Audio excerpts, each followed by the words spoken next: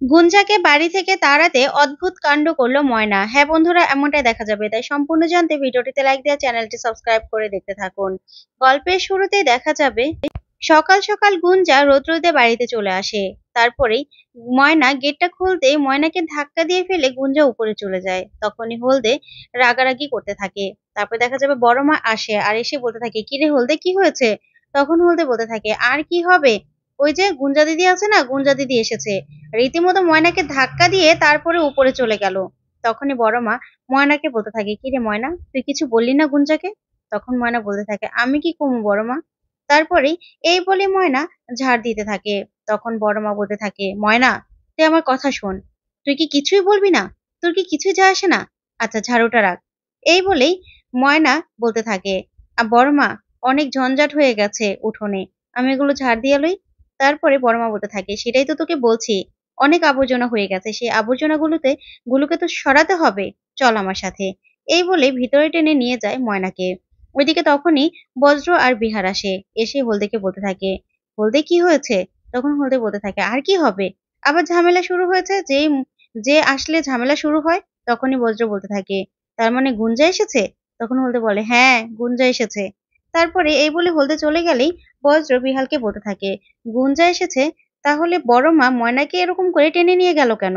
তারপর দেখা যাবে ময়নাকে রুমের ভিতর নিয়ে বড় মা বলতে থাকে, ময়না তুই আমার চোখের দিকে তাকা, আমার চোখের দিকে তাকা, তাকিয়ে বলতো, ডাক্তারবাবু তোর কিছুই হয় না? তো ডাক্তারবাবুর জন্য তোর মনে একটুও কি ভালোবাসা জন্মায়নি? তখন ময়না কিছুই বলে না। তারপরেই বড় মা বলতে থাকে, এই যে গুঞ্জা চলে আসলো সকাল সকাল, তোর কি একটু খারাপ লাগছে না বল? তাহলে তোর চোখ দিয়ে কেন জল পড়ছে? ঠিক তখনই রৌদ্রের বাবা ঘুম থেকে উঠে যায়, উঠে বলতে থাকে, কি হয়েছে, আবার কি হলো?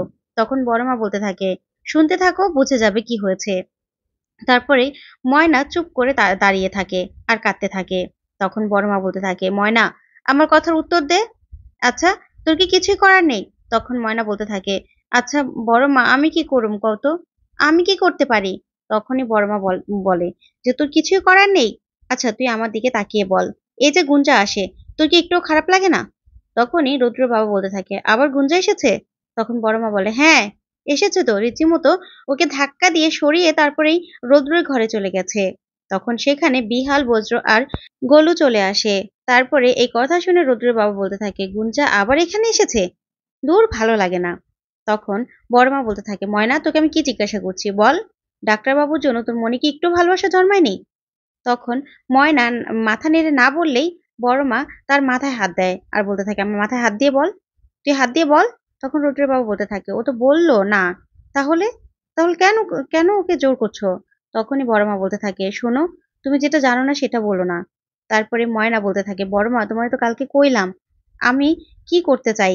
তখনই বড় মা বলতে থাকে, শোন, তুই যদি শুধু পড়ালেখা করতে চাস, তুই যদি শুধু বলতে চাস বল যে পরীক্ষা দিবি, তাহলে হ্যাঁ তুই শুধু পরীক্ষাই দিবি। কিন্তু গুঞ্জা আসাতে তোর কেন চোখ দিয়ে জল পড়ছে বল? আমিও একজন মেয়ে মানুষ, আমি তো তোর যন্ত্রণাটা ঠিক বুঝতে পারছি। তুই কেন মুখ দিয়ে বলছিস না কিছু? তুই সবার সাথে হেসে কথা বলতে পারিস, তুই কিন্তু আমার কাছে তো কিছু লুকোতে পারবি না। তখন রৌদ্রের বাবা বলতে থাকে, আচ্ছা মেয়েটা পরীক্ষা দিতে চাইছে, ও ডাক্তার হতে চাইছে, ওকে সেটাই হতে দাও না। আমিও দেখতে চাই যে ময়না রৌদ্রের যোগ্য হয় কিনা, আমি ময়নাকে রৌদ্রের যোগ্য করে তুলবো। তখন তো আর ময়নাকে ফেলে রাখতে পারবে না রৌদ্র। তখনই ময়নার শাশুড়ি বলতে থাকে, না, তার আগেই আমি একটা ফয়সালা করতে চাই। আচ্ছা ময়না, তুই আমার দিকে তাকিয়ে বল, তুই তো আমার জন্য নাকি সবকিছু করতে পারিস, তুই না বাংলাদেশের মেয়ে, আমার দেশি মেয়ে, তোকে দেখে ভেবেছিলাম যে বাংলাদেশের মেয়ে, আমাদের আমাদের বাংলাদেশ, যে বাংলাদেশ আমাদের বাঙালিরা জয় করেছিল, তুই সে দেশের মেয়ে হয়ে এতটা ভীতু, আমি তো ভাবিনি। না, তোর মধ্যে বাংলাদেশের কোনো লড়াই নেই, তোকে না আমি ভুল ভেবেছিলাম। তখনই ময়না বলতে থাকে, বড় মা ঠেস দিয়ে কথা কইও না, আমি বাংলাদেশের মেয়ে ছিলাম, বাংলাদেশের মাইয়াই আছি, বুঝতে পারছো?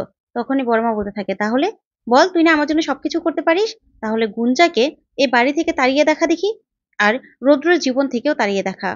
তখন এই কথাতেই ময়না বলতে থাকে, আমি কি করবো বড় মা বলো তো, যদি ডাক্তারবাবু আমার পাশে থাকতো আমি সব করতে পারতাম। তখন গোলু বলতে থাকে, ও তাহলে ডাক্তারবাবুই তো সব না, আমরা যে পাশে আছি তাতে কিছু না? তুই মা করে দেখা, শুধু এই বাড়ি থেকে না, রৌদ্রের জীবন থেকেও সারা জীবনের জন্য তোকে তাড়াতে হবে। তখন এই কথা বলাতেই ময়না চুপ করে থাকলেই বড় মা বলতে থাকে, তার মানে তুই বাংলাদেশের মেয়েই না, না? তখন ময়না বলে, ঠেস দিয়ে কথা কইও না বড় মা, আচ্ছা আমি প্রতিজ্ঞা করতেছি যে গুঞ্জা দিদির এই বাড়ি থেকে আমি বাইর করেই ছাড়বো।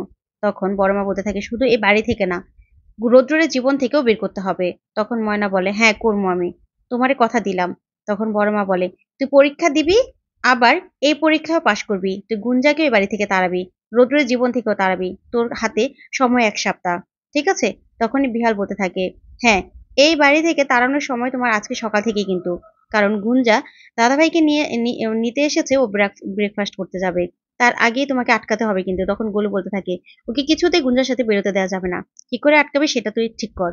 তখন ময়না বলতে থাকে আচ্ছা বিহাল দাদা, বজরু দাদা, তুমি আমার সাথে একটা কথা কাজ করো তো। তারপরে ময়না একটা বুদ্ধি করে, ওইদিকে দেখা যাবে গুঞ্জা রোদ্রুরকে চুপি চুপি ডাকতে থাকে আর বলতে থাকে রোদ্রুর ওঠো ওঠো। তখনই রোদ্রুর চোখ খুলে গুঞ্জাকে দেখে পুরো চমকে যায় আর বলতে থাকে তুমি তুমি এখানে কি করছো এত সকাল সকাল? তখন গুঞ্জা বলতে থাকে বারে আমি কি আজকে প্রথম আসলাম নাকি, আরো তো কত আমরা এসেছি একসাথে ব্রেকফাস্ট করতে গেছি তাহলে। তখন রৌদ্র বলতে থাকে না, তুমি এত সকাল সকাল কেন এসেছো? তখন গুঞ্জা বলে তুমি তো বললে আজকে হসপিটালে যাবে, তাই তো এসেছি, আমার সাথে খাওয়া দাওয়া করে তারপর হসপিটালে চলে যাবে। তখন রৌদ্র বলে আচ্ছা ঠিক আছে দাঁড়াও আমি স্নান করে নিচ্ছি। তারপরে রৌদ্রকে গুঞ্জা বলতে থাকে শোনো আজকে সারাদিন না তুমি আমার সাথে থাকবে, ঠিক আছে? তুমি হসপিটালে গিয়ে আবার তাড়াতাড়ি করে বেরিয়ে চলে আসবে, তারপর আমার সাথে থাকবে। তখন এই কথাতেই রৌদ্র বলতে থাকে দেখো গুঞ্জা, এত বাড়াবাড়ি করো না, এসব না একদম ভালো না।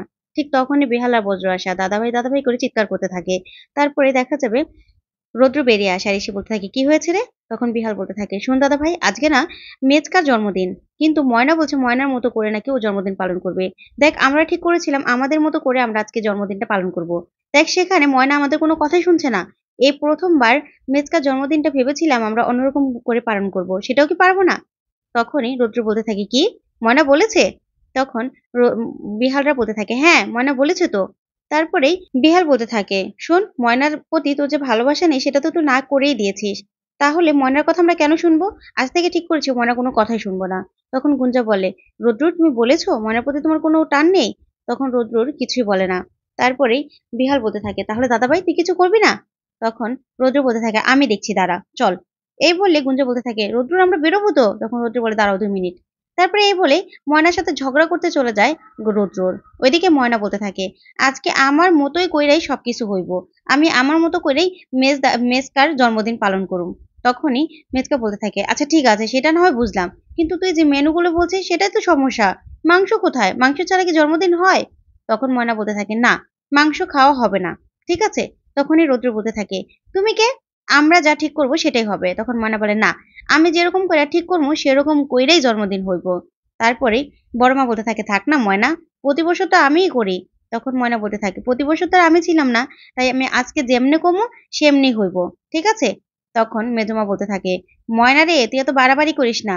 তখন ময়না বলতে থাকে বাড়াবাড়ি তো আমি করুমই, আজকে আমি বাড়াবাড়ি করুমই, ঠিক আছে?